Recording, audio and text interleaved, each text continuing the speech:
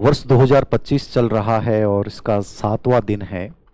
जो हमारी थीम थी कि मैं अपने बेस्ट वर्जन से मिलना चाहता हूँ, उस थीम में शायद आप लगे होंगे, उम्मीद करता हूँ। रीट को लेकर कुछ 3 से 4 सवाल हैं। मुझे लगा कि शायद मुझे एक सेशन के माध्यम से आपके जवाब देने चाहिए, तो इनको सुनिएगा और इनको अप्लाई भी कीजिएगा।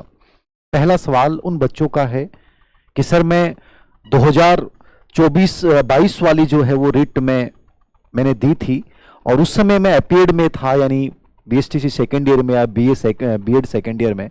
तो जो उस समय अपीयर्ड में थे किसी भी वजह से, याद रखना, और उनकी रीट जो है वो बहुत अच्छे नंबरों से क्लियर हो चुकी है, तो क्या वो वैलिड है कि नहीं है, सबसे बड़ी चीज ये है।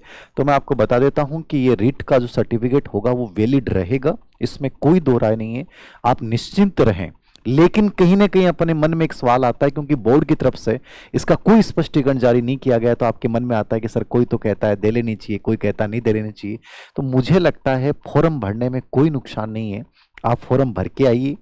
आपके अच्छे नंबर आते हैं तो वेल गुड, नहीं आते हैं तो कोई टेंशन नहीं, वो सर्टिफिकेट भी वैलिड रहेगा। और यदि नंबर ज्यादा वाला वो है तो वो उसी को लगाना है, और नंबर कम आ जाते हैं तो उसको रख लेना है।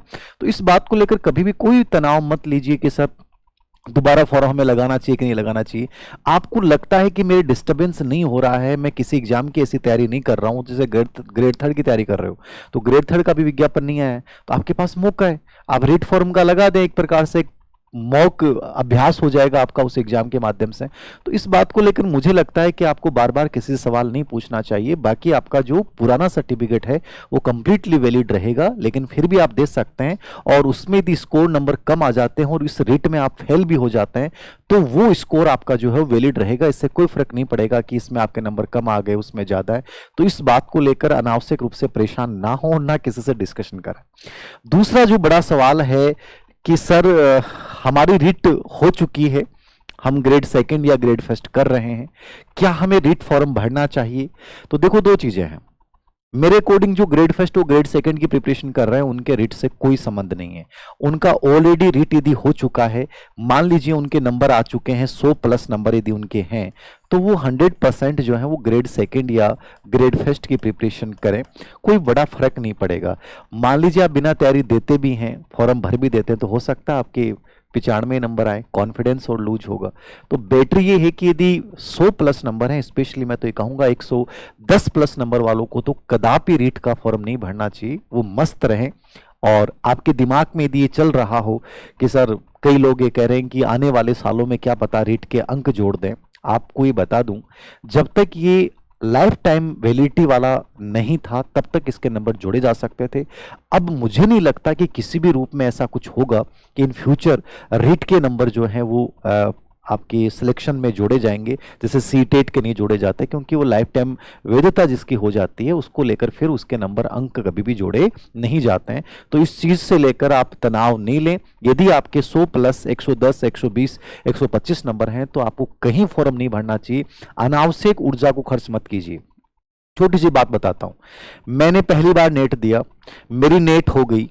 कई बार मेरे को बच्चे कहते हैं कि सर मेरी 5 बार नेट हो गई, मेरी 7 बार नेट होगी, क्या बढ़ता है उससे? मैंने एक बार नेट की और मैं असिस्टेंट प्रोफेसर बन गया ना।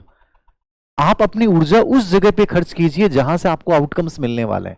आपसे सर्टिफिकेट कितने भी एकत्रित कर लो, कुछ नहीं बंटने वाला। ये दुनिया जो है ना वो आपकी वर्तमान सक्सेस को देखेगी कि तुम फिलहाल क्या हो, ये नहीं देखेगी तुम्हारे पास डिग्रियों के कितने ढेर पड़े हैं कि मैंने 5 विषय से एमए कर रखा, मैंने 5 विषय से नेट कर रखा, कुछ नहीं बंटने वाला। आप किसी एक को चुनिए और उसमें अपने आप को स्थापित कीजिए। जब तक स्थापित नहीं करोगे आपकी कोई वैल्यू नहीं है। तो इन चक्रों से बाहर निकलिए। जितने मुंह उतनी बातें हैं, जितने लोगों की बातें सुनोगे उतने ही लोग अलग अलग राय देंगे, ये वो। तो सबकी राय मानने लग जाओगे तो जिंदगी जी नहीं पाओगे। सबकी सुनने लग जाओगे तो जिंदगी में सुकून आ ही नहीं सकता, और सबकी सुनोगे तो मैं तो कहता हूं सिलेक्शन कभी ले ही नहीं सकते। तो अपनी सुनो और बेहतर सुनो। तीसरी चीज, जो तीसरी बड़ा सवाल बच्चों का रीट को लेकर है कि मान लीजिए सर मैंने फर्स्ट फॉर्म भरा और उस फॉर्म में जो है मेरे से गलती हो गई, किसी भी रूप में गलती हो गई, मिस्टेक हो गई, तो अब मुझे क्या करना चाहिए? क्या मैं दूसरा फॉर्म भर दूं? देखिए, दो चीजें हैं। पॉइंट नंबर 5 में रीट के विज्ञापन में लिखा हुआ है, यदि आप 2 फॉर्म भरते हैं या 2 से अधिक फॉर्म भरते हैं तो आपके फॉर्म को निरस्त किया जा सकता है। क्लियरली उन्होंने लिखा है, जरूरी नहीं है कि वो निरस्त करेंगे, बट उल्लेख करना मतलब आपके लिए चेतावनी है। उसमें यह भी लिखा है कि मान लीजिए आप 2 फॉर्म लगा देते हैं, तो आप वेबसाइट पे जाइए और वेबसाइट पे जाने के बाद किसी एक फॉर्म का चयन कर लीजिए कि मुझे ये फॉर्म रखना है, उसको टिक लगा दीजिए, दूसरा उस समय विड्रॉल कर लीजिए।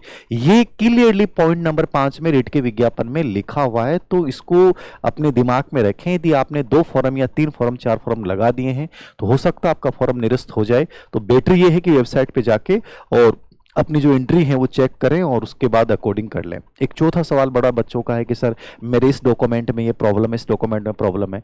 देखो, माध्यमिक शिक्षा बोर्ड ने क्लियरली रिट में लिखा है कि 10th का जो सर्टिफिकेट है उसके आधार पे आपकी सूचनाएं भरी जाएं, उसमें जो लिखा गया है उसी को प्रमाणिक माना जाएगा।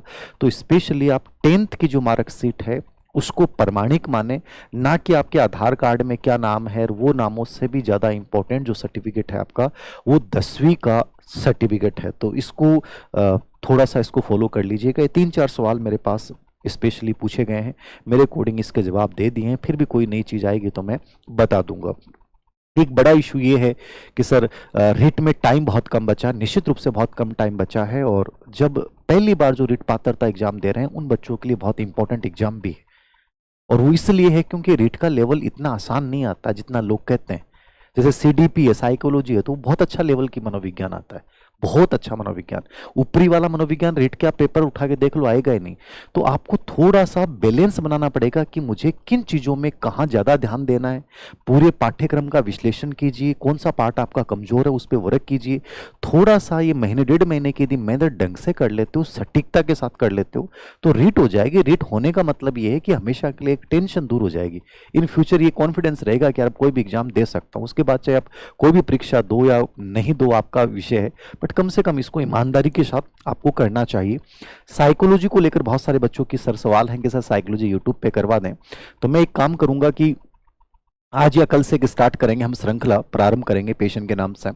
उसमें क्या करेंगे, आपको टॉपिक्स दे दिया जाएगा कि मान लीजिए आपके पास अवनी वाली कोई भी बुक है, साइकोलॉजी की समग्र है या रिट वाली बुकलेट है या ऑब्जेक्टिव है, तो उसमें हम पेज दे देंगे कि ये पेज जो है आप पढ़ लीजिए। और वहाँ से हम 10-12% जो है वो आपको अवनी एजुकेशन ऐप के ऊपर आपको टेस्ट देने का मौका मिलेगा।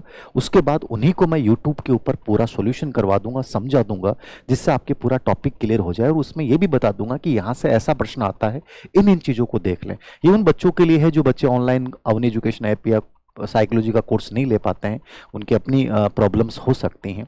तो उन बच्चों के लिए मैं एक हेल्प करूंगा कि ताकि एक समझ बन जाए कि मुझे यहाँ से इन चीज़ों को ऐसे ऐसे पढ़ना है और ऐसे लेटेस्ट पैटर्न ये है, यहाँ से ऐसे प्रश्न पूछे जाते हैं। ये मेरा प्रयास रहेगा। तो मेरे अनुसार मैंने लगभग सभी सवालों के जवाब दे दिए हैं। आप सभी को शुभकामनाएं और मेहनत करते रहिए। 2025 हमारे जीवन का सबसे बेस्ट ईयर साबित होना चाहिए। Thank you.